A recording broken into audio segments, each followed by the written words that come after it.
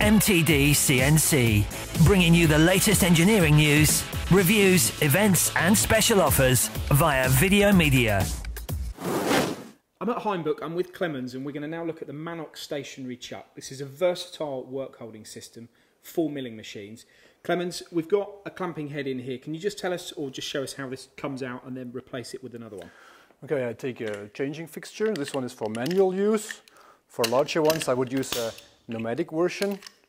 Then I take another clamping head, maybe this one or another shape. So depending on what you're machining, what the shape of the part is. Exactly. So I'll take this one, put it in there, reduce the diameter of the coupling, then I can place it into the Mandrel, the stationary chuck, and that's it. Okay, so now we put the bar in there, let's say for example here. How do you tighten it up? In this case I have a manual stationary chuck, so I use a wrench, normally a torque wrench, or just a normal wrench like this. And is that a pull down motion? Pull down motion. When the clamping head is one level with the face, then it's clamping diameter, then it's clamping position, and of course I have a clamping reserve, so when I continue to crank, then it goes to the end of the clamping stroke. Okay. All right, so that's a clamping head for, let's say bar there. But to demonstrate the flexibility, we've got mandrels as well as these other adaptations. Can you just show us taking this clamping head out and maybe putting these on? Okay, for other work pieces, I have more options for outside clamping, because here diameter of this size ends with 78. I can use a small or the larger jaw module. Okay. They are basically jaw jack adaptations. So which one do you like, the small, larger, or the small one? For the bigger one, so here we're demonstrating here that we've gone from maybe a 65mm bar up to, what's the diameter here? Up to 210.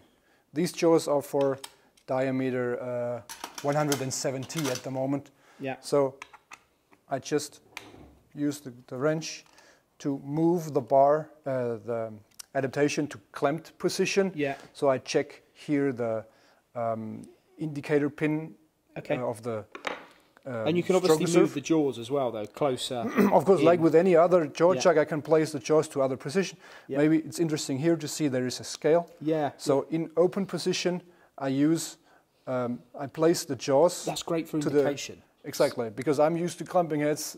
I don't like adjusting the jaws, so and I put it onto the stationary chuck.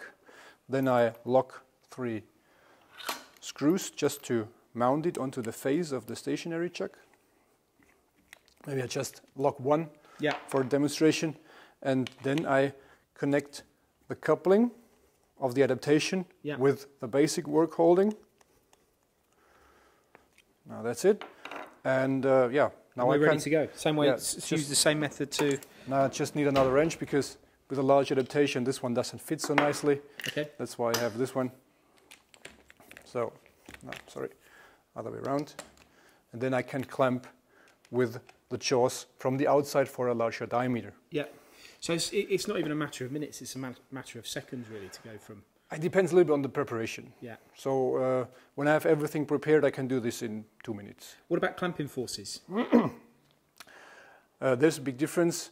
Normally this chuck with a clamping head has a radial clamping force of 12 to 13 tons. 130 kilonewtons. With the jaw module, I have 60 kilonewtons. Okay, so now let's take the jaw module off and then go on to the mandrel. Okay, just release. And we're obviously doing all this in process, so it's real time, so you can get a... Yeah, and it's live, that's my problem. This is a challenge for you. Yeah, sure. Okay. Okay, so let's select this one? Here. Yeah. Okay, so this is a Mandrel adaptation without the draw bolt. For blind holes is it most often used. I place it here, just a moment. I have to check if this one is in release position. Then place it here. I lock again the adaptation with 3 screws. Just use 1 here. And then I have to connect the coupling of the Mandrel adaptation with a stationary chuck. That's why I go in here. Right. I just lock the coupling, and when I actuate it, now you see the bushing is moving, yeah, and spreading open. So if we've got a pre-prepared part that's got a bore, drops over the mandrel. Exactly. And then it gives you your secure clamping. Same thing here. When the bushing is one level with the mandrel body, then I'm in clamped position, in this case 50 millimeters. Yeah. And now I go to clamping reserve. Okay. So very much the MANOK stationary chuck, very much for one-piece clamping. What about multiples? If you had, if you were looking for multiple setups, is it for that? You mean multiple clampings on one machine table? Yeah. Then customers often use hydraulic or pneumatic actuated stationary chucks. That's where we would use a hydroc. Okay. It's the same as the MANOK, but it just has a what's the word? A piston. Yes. Okay. A piston below. But the principle's the same in terms of the flexibility. The principle is exactly the same. And I think the biggest factor here when we talk about flexibility is the fact that although the MANOK is for milling, all the adaptations can be used within your turning range as well.